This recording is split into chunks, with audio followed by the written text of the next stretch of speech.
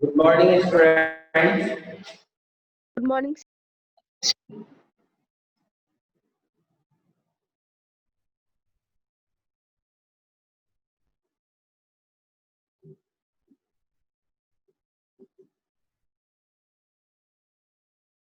जैसा कि हम लोग प्रीवियस क्लास में बता चुके थे कि हम लोग आज जो डिस्कस करेंगे फिजिक्स में ग्रेविटेशन डिस्कस करेंगे। जैसा कि हम लोग प्रीवियस क्लास में हम लोग 2 लेसन पढ़ चुके हैं।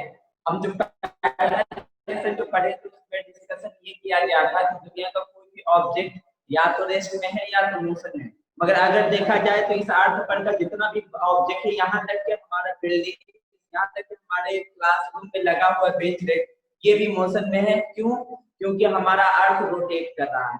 जब अर्थ रोटेट कर रहा है तो इस पर का हर चीज रोटेट कर रहा होगा। तो हम अगर मून के रिस्पेक्ट में अगर हम अपने अर्थ के सभी चीज को देखेंगे तो क्या होगा? मोशन में होगा। ये चीज हम लोग ने कल प्रीवियस क्लास में ये भी डिस्कस किए थे कि रेस्ट और मोशन एक दूसरे की कंप्लीमेंट होता है।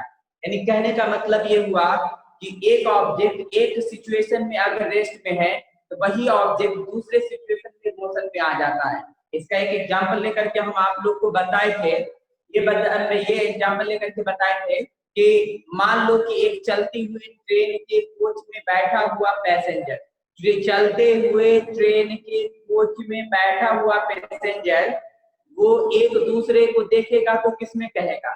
देखेगा कि ये भी आदमी बैठा हुआ, हम भी बैठे हुए हैं, तो कहेगा हम दोनों एक दूसरे के रेस्ट में है। मगर वही आदमी को किसी ट्रेन के बाहर खेत में खड़ा हुआ कोई आदमी देखेगा, ट्रेन के उस कोच के आदमी को, तो क्या बोलेगा? मोशन में कहेगा, क्योंकि वो टाइम टू टाइम वो अपना पोजीशन चेक करा, क्योंकि ट्रेन चल रही है तो ये कोच अभी यहाँ पे नजर आ रहा था, कुछ देर के बाद कोच कुछ दूरी पर नजर आएगा, तो इसका मतलब पोजीशन चेंज कर रहा है। वही हम आपको बता रहे हैं कि दुनिया का कोई भी ऑब्जेक्ट या तो रेस्ट में होता है या तो मोशन में होता है।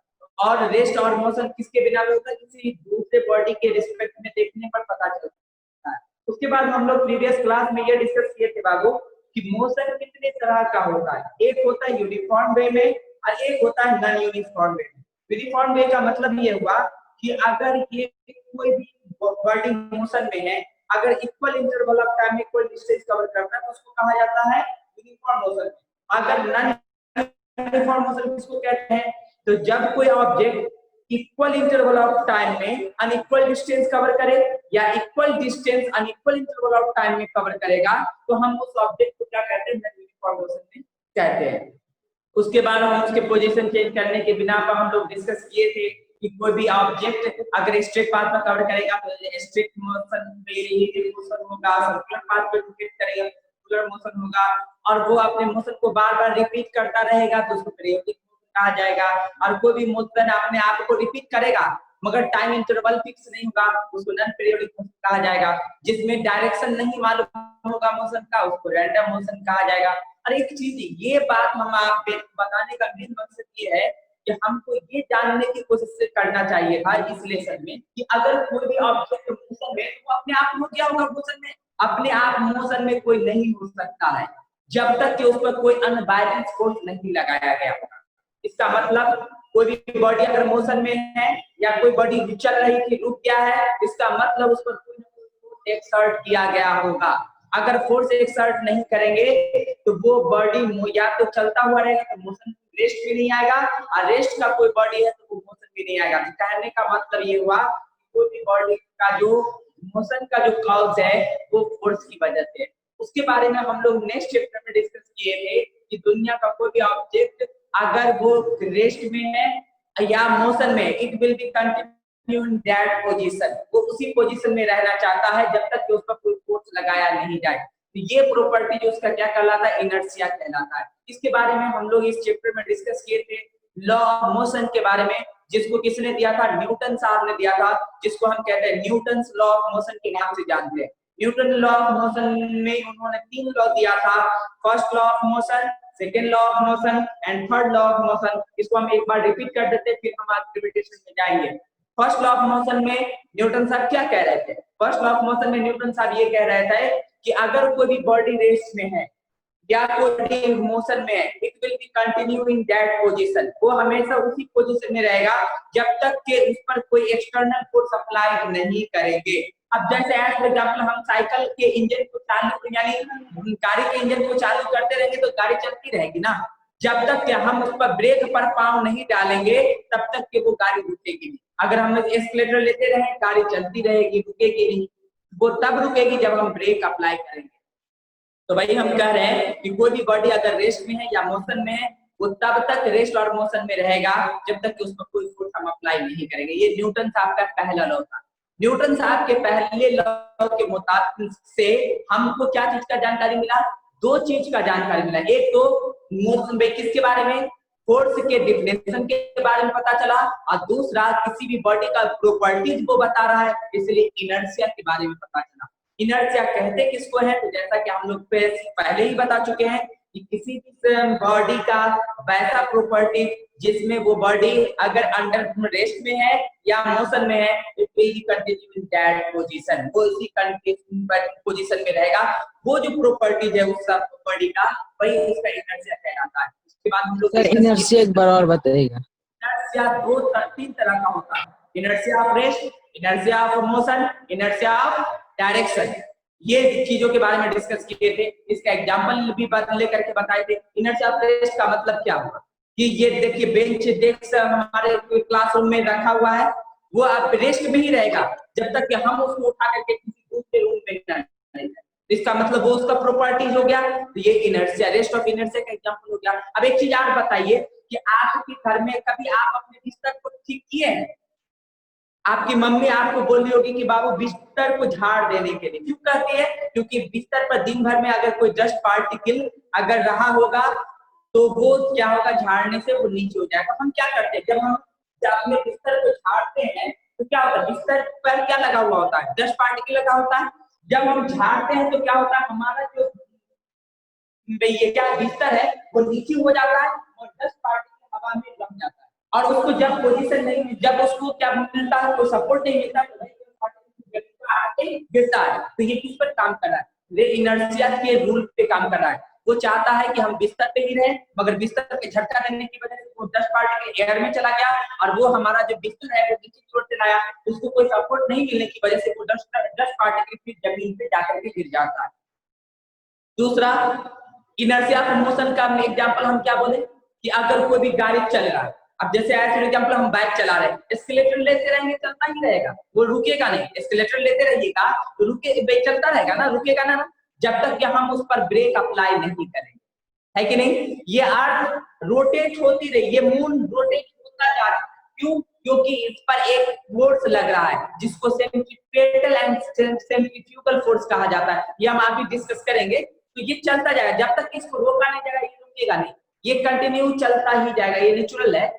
तो वही चीज हम बोल रहे हैं कि कोई भी चीज अगर चल रहा है वो चलता ही जाएगा जब तक कि वो उसको रोका ना जाए। अब एक जैसे एग्जांपल हम आपको बता दें, हम बॉल को फेंकते हैं, हम बॉल को फेंकते हैं, वो बॉल तब तक चलता रहेगा जब तक कि कोई चीज उसके सामने आकर उसको रोक ना दे, ये ना होता है। दूसरा चीज हम बताए थे, इनर्शिया ऑफ डायरेक्शन का क्या मतलब होता है। अब जैसे फॉर एग्जांपल एक बॉलर जो है बॉल को फेंकता है बैट्समैन की तरफ, बैट्समैन अगर बॉल को नहीं टच कर पाता है तो बॉल कहाँ जाता है, सीधे कीपर के हाथ में जाता है। अगर कीपर भी उसको नहीं पकड़ पाता है तो वो सीधे चलाता है बाउंड्री लाइन पे, उसका डायरेक्शन चेंज हो पाता है, नहीं हो पाता है। अब वही बॉलर अगर बॉल को फेंकता है, बैट्समैन अपने बैट से उस बॉल को हिट करता है, तो बॉल आ रहा था ऐसे, अब बॉल चला गया है ऐसे, यानी उसका डायरेक्शन चेंज हो गया ना। वो किस पर काम कर रहा है? इनर्शिया ऑफ रेस्ट पे काम कर रहा है। उसके बाद न्यूटन साहब ने फर्स्ट लॉ देने के बाद बहुत जनवरी फिर कुछ दिनों के बाद उन्होंने न्यूटन साहब ने सेकेंड लॉ दिया, Newton second law of motion के नाम से जाना जाता है। Newton second law of motion क्या है? Newton second law of motion ये कहता है बाबू कि अगर कोई भी बॉडी पर हम फोर्स लगाते हैं, बोर्ड पर फोर्स लगाते हैं, इस बोर्ड पे क्या लगाते हैं? फोर्स लगाते हैं, तो इस बोर्ड के अंदर जो मोमेंटम में जो चेंजिंग आएगा उसके रेट के प्रोपोर्शनल होता है हमारे द्वारा लगाया गया फोर्स। न्यूटन का सेकंड लॉ क्या कहता है? The applied force is directly proportional to the change of momentum, the rate of change of momentum। यानी कहने का मतलब ये हुआ, हम अप्लाई करते हैं वो प्रोपोर्शनल होता है हमारे मोमेंटम पहले के मोमेंटम था और बाद में मोमेंटम के बीच का डिफरेंस और उसका रेट का मतलब टाइम से डिवाइड करना इससे प्रोपोर्शनल होता है। इसी से हम आगे निकालते हैं f इक्वल टू m है, इसी से निकालते हैं f इक्वल टू m है। अब कहोगे सर मोमेंटम क्या होता है sir? You know about momentum? Momentum दो तरह का होता है, एक होता है सर में क्या होता है लीनियर मोमेंटम, एक होता है एंगुलर मोमेंटम। मोमेंटम कितने तरह का होता है? वो दो तरह का होता है, लीनियर मोमेंटम और दूसरा होता है एंगुलर मोमेंटम।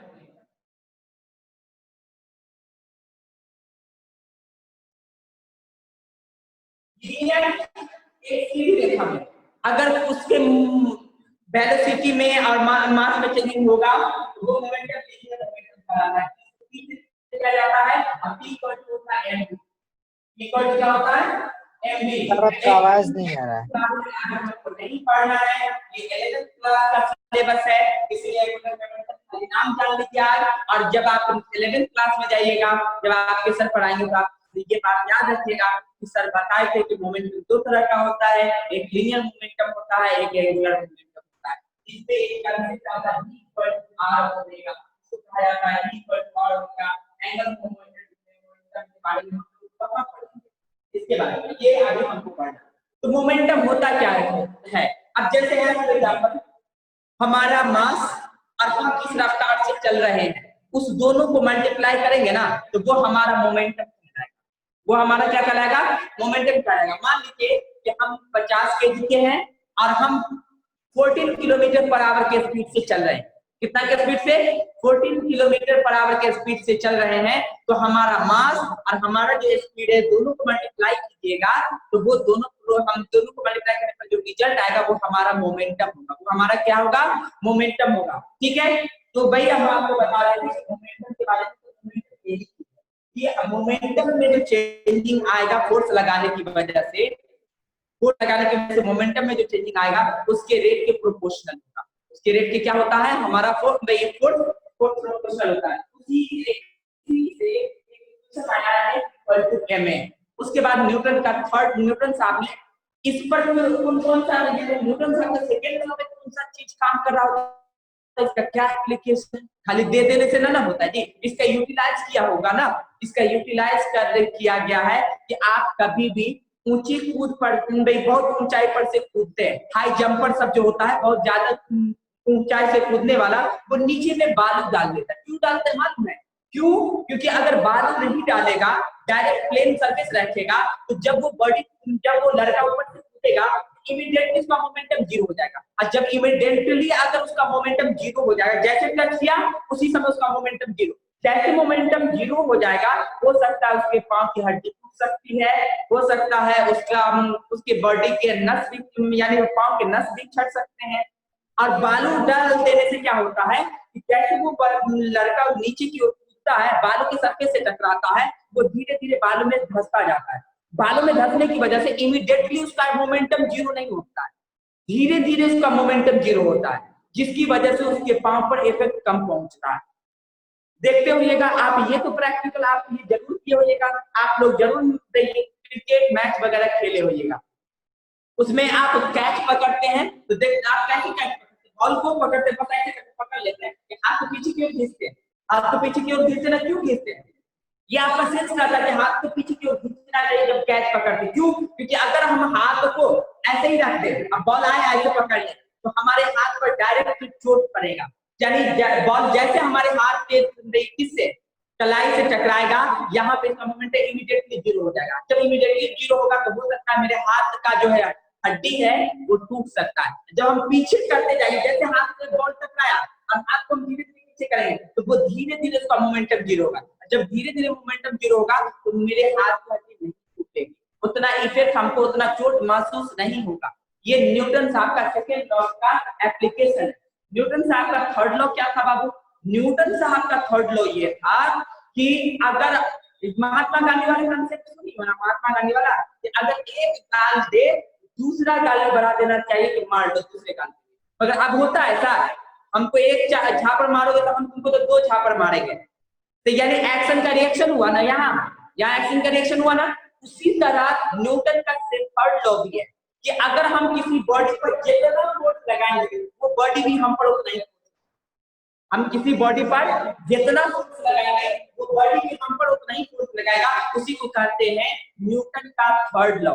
यानी इक्वल एक्शन के बराबर इक्वल रिएक्शन होता है इन अपोजिट डायरेक्शन में, उसी को क्या कहते हैं, न्यूटन का थर्ड लॉ कहते हैं। अब जैसे एग्जांपल हम दीवार पर बॉल को जितना फोर्स के साथ मारते हैं, दीवार भी उस बॉल को उतना ही फोर्स के साथ रिवर्स भी करता है कि नहीं करता है।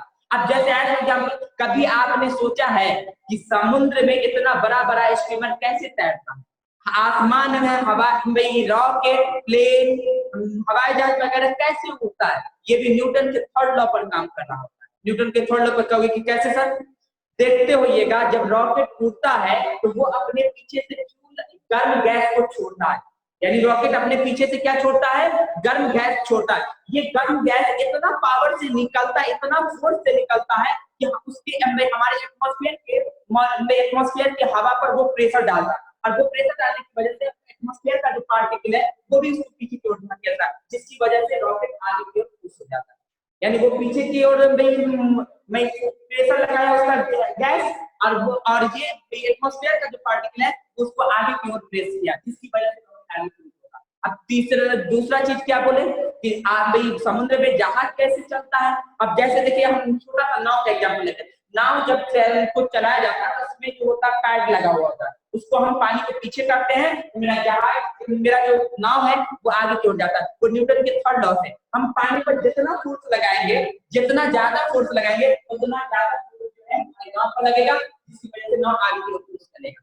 ठीक है। अब जैसे एग्जांपल हम बड़े बड़े नाव में बैठे हुए हैं और हमारा जो पैड है, पानी खेने वाला जो पैड है उसका ये छोटा है, तो पानी का प्रेशर कम बनाएगा, तो पानी भी उस पर कम फोर्स लगाएगा, तो इसलिए आगे नहीं हो पाएगा। उसके लिए जितना बड़ा जहाज है उसी हिसाब से उसका पैड भी बनाया जाता है कि जितना ज्यादा पानी को पीछे की ओर धकेलेगा पानी भी उसको आगे की ओर नहीं धकेलेगा। तो ये चीज बताए आज जो हम लोग डिस्कस करने जा रहे हैं बाबू, वो न्यूटन का ही है ग्रेविटेशन चैप्टर। कौन सा चैप्टर है, ग्रेविटेशन।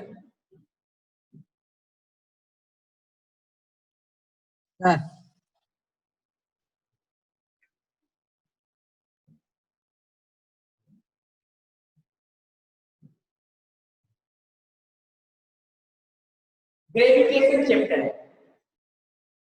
ग्रेविटेशन चैप्टर के बाद में हम लोग डिस्कस करेंगे। एक बार का वाकया है कि न्यूटन साहब सेब के पेड़ के नीचे बैठे हुए थे। न्यूटन साहब कहाँ थे, सेब के पेड़ के नीचे। हर बुक में अपना अपना कंसेप्ट है बाबू, ठीक है। वो किसी बुक में ये कंसेप्ट है, उसके टीचर ने उसको वहां ले गया और बोला कि सेब के पेड़ के नीचे एक सेब नीचे गिरा, और वो सेब जो नीचे गिरा तो वो क्या किया, न्यूटन साहब ने उसको खा लिया। फिर उसने कुछ सोचा नहीं, फिर दूसरे दिन ले गया, फिर सेब नीचे गिरा, फिर उसको उठा करके खा ले। तीसरा दिन गिरा तो वो सोचने लगे कि ये नीचे का है गिर रहा है, ये सेब नीचे का गिर रहा है। यानी ये किसी किसी बुक में दिया है कि इसके टीचर ने ऐसा करवाया, और किसी किसी में ये लिखा वो बैठे हुए थे और ये सेब गिरा तो ऊपर उसको सोचने को मजबूर कर दिया कि ये सेब नीचे की ओर क्यों गिरा, ऊपर क्यों नहीं गया। एक बार का समय है कि वो सेब के पेड़ के नीचे बैठे हुए थे। एक सेब जो है पकने के बाद कोई भी फल जो है नीचे की ओर गिरता है, तो वो नीचे की ओर गिरा। वो सोचने लगा इस बात को, तो सेब गिरा तो हम लोग क्या सोचेंगे, हम सोचेंगे चल सेब गिरा है जल्दी से खा लेंगे, साफ उठ करके धो करके खा लेंगे हम लोग। मगर वो हम लोग की तरह तो नहीं था, वो जो था वो थिंकर था, बहुत सोचने वाला था। तो उसने देखा कि ये सेब नीचे की ओर क्यों गिरा। इसको देख के ये सोच करके वो बहुत परेशान रहने लगा। उस दिन से वो बहुत ज्यादा परेशान रहने लगा, न ठीक से खाना खाता था और हमेशा उस सोच में लगा हुआ रहता था।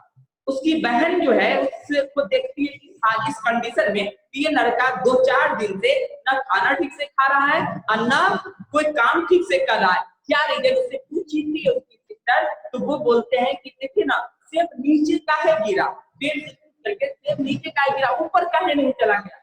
तो उसकी बहन बोलती पागल हो क्या, नीचे गिरता है गिर रहा है।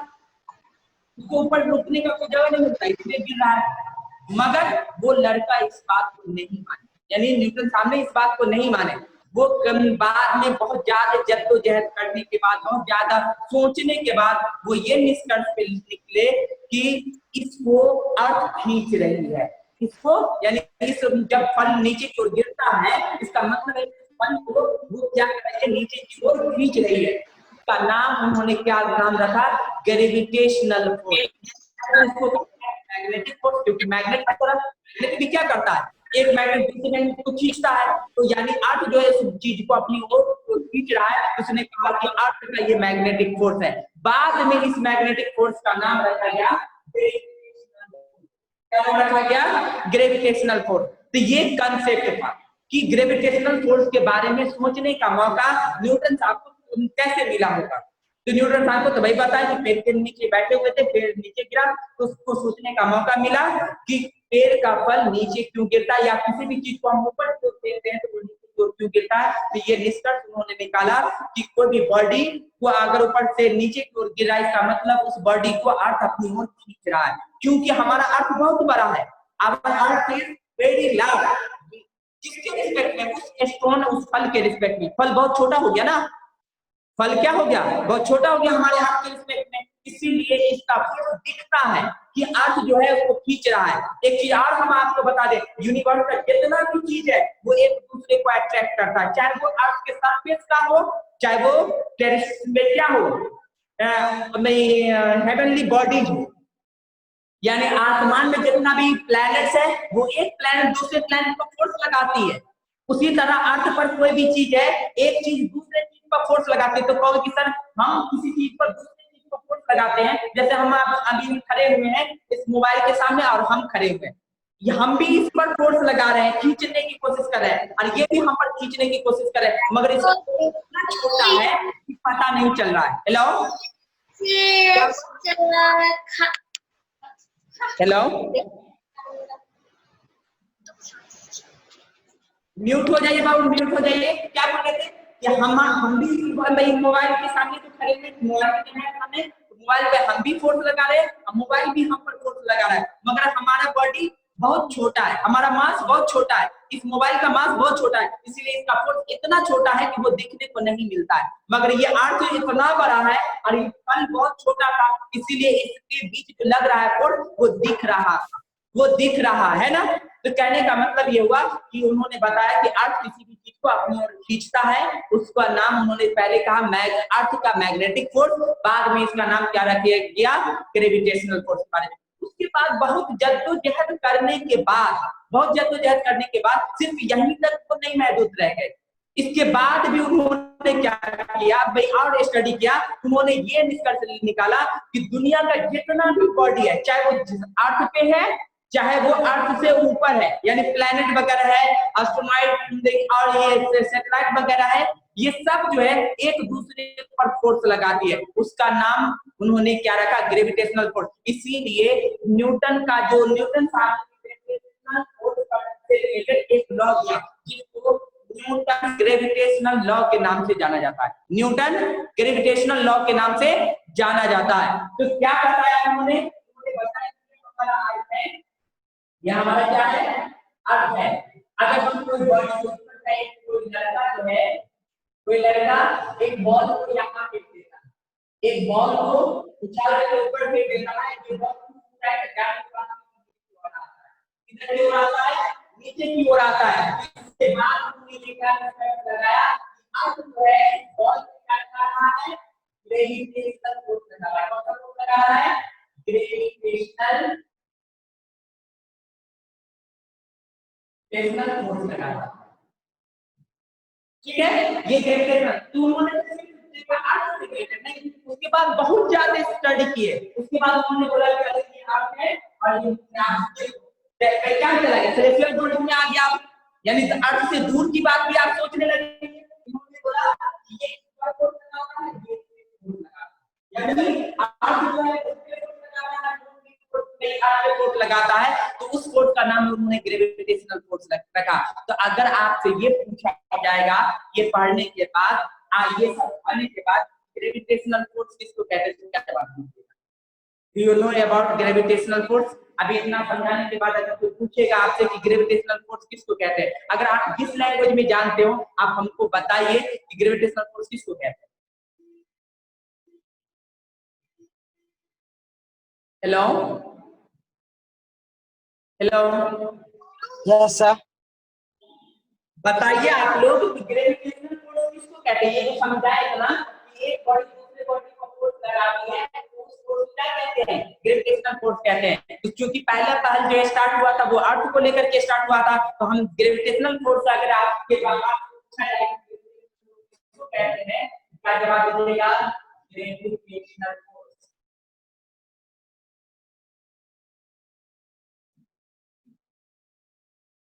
The force exerted by the earth on any object यानी किसी भी ऑब्जेक्ट पर अर्थ के द्वारा लगाया गया फोर्स जो उसको अट्रैक्ट करता है, कहां? अपने सेंटर की ओर, उसी को क्या कहते हैं? ग्रेविटेशनल फोर्स कहते हैं। यानी किसी भी बॉडी पर अर्थ के द्वारा लगाया गया फोर्स जिसकी वजह से ये बॉल को अपने सेंटर की ओर खींचता है, वो अपने सेंटर की ओर खींचता है, इसी फोर्स को क्या कहा जाता है? ग्रेविटेशनल फोर्स कहा जाता है। The force exerted by the earth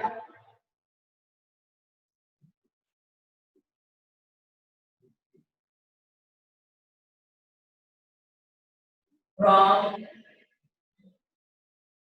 its center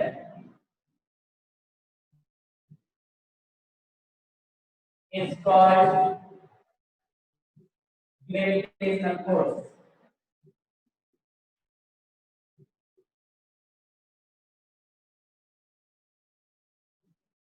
इसको क्या कहते हैं? ग्रेविटेशनल फोर्स कहते हैं। ये बात उन्होंने बताया जब वो पेड़ के फल को नीचे गिरा। इसके बाद जब वो उन्होंने स्टडी करना शुरू किया तो उन्होंने ये निष्कर्ष पे क्या निष्कर्ष लाया? थोड़ा और ज्यादा सोचा, थोड़ा और क्या ज्यादा सोचा कि दुनिया का जितना भी ऑब्जेक्ट है, चाहे वो अर्थ के सरफेस पर हो, चाहे वो हमारे यूनिवर्स में हो या हमारे सोलर सिस्टम में हो, वो सब बॉडी एक दूसरे पर फोर्स लगाती है। ये निष्कर्ष उसके बाद आया। ठीक है, तो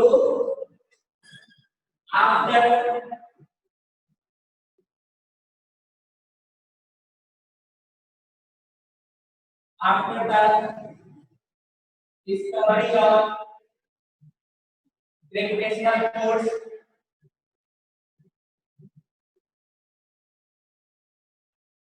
null force,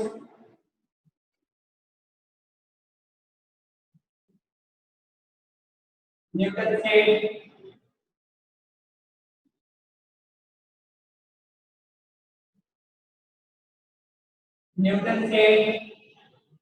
ने कहा all the bodies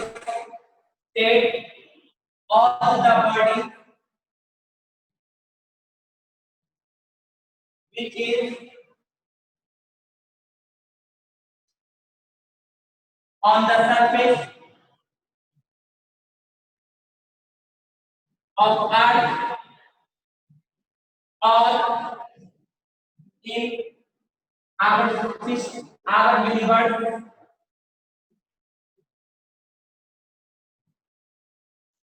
exert a force to each other.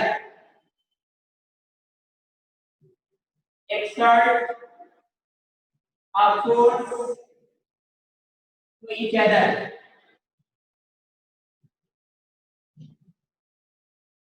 यहाँ जैसे फॉर एग्जांपल हमारे सोलर सिस्टम के सेंटर में क्या है? ये हमारे सोलर के सिस्टम में के सेंटर में क्या है? सन है ना, और उसके ऑर्बिट में कौन सा है? प्लैनेट वगैरह है। टोटल 8 प्लैनेट्स हैं। पहले 9 प्लैनेट्स था। प्लूटो जो है दूर चले जाने की वजह से वो उसको हम अलग कर दिए हैं, मगर बाद में इसको जोड़ लिया गया है, ड्रिफ्ट प्लैनेट के नाम से इसको जोड़ा गया प्लूटो को। तो हम ये बताने की कोशिश कर रहे हैं कि जितना भी प्लैनेट है जो अर्थ में सन से ज्यादा है, सन के चारों रिवॉल्व कर रहा है, तो सन भी उस प्लैनेट पे फोर्स लगा रहा है और वो प्लैनेट भी सन पर फोर्स लगा रहा है। हमारे अर्थ का एक अपना सैटेलाइट है जिसको नेचुरल सैटेलाइट जो है, मेरे अर्थ का जो नेचुरल सैटेलाइट है वो है मून। हमारे अर्थ का जो नेचुरल सैटेलाइट कौन है? मून है, तो मून भी हमारे अर्थ पर फोर्स लगा रहा है और अर्थ भी हमारे मून पर फोर्स लगा रहा है। तो सब कुछ मिलाकर के हम अभी तक इतना जो बोले हैं, इससे यही पता चला बाबू कि न्यूटन साहब ने कैसे इस निष्कर्ष पे पहुंचा कि ये अर्थ किसी भी चीज को अपनी ओर जो खींचती है, इस फोर्स यानी इस खींचने का जो फोर्स है उसका नाम उन्होंने ग्रेविटेशनल कहां से रखा, कैसे रखा, ये पता चला। दूसरा चीज हमको ये पता चला कि दुनिया का चाहे वो अर्थ पर कोई भी बॉडी है, चाहे वो अर्थ से बाहर यानी यूनिवर्स में कोई भी बॉडी है यानी सेलेस्टियल बॉडी है, वो सब बॉडीज एक दूसरे पर फोर्स एक्सर्ट करती है, यानी एक फोर्स लगाती है। ठीक है, तो ये चीज के बारे में पता चला। और जब ये चीज स्टडी कर लिए न्यूटन साहब ने, उन्होंने एक लॉ दिया। क्या लॉ दिया?